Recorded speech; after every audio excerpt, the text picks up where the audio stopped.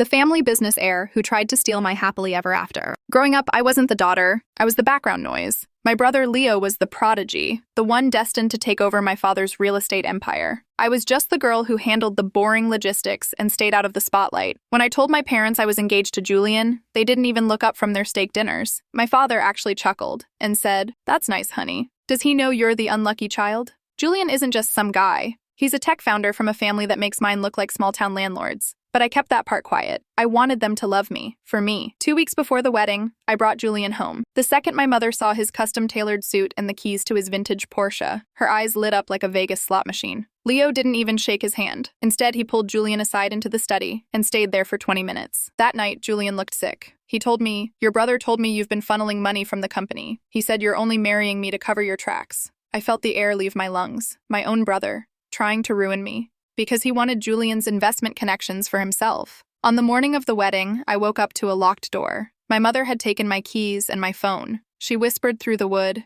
"Leo is at the venue.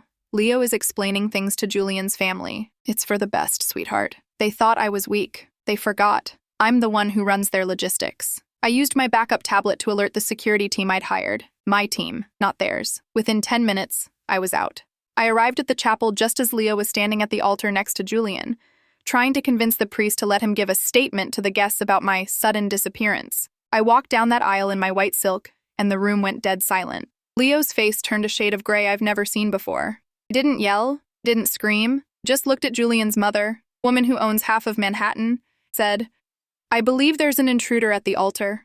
Security didn't just remove Leo, they escorted my parents out too. We got married in front of people who actually valued the truth. And as for the family business, well, Julian's firm just bought out my father's largest debt.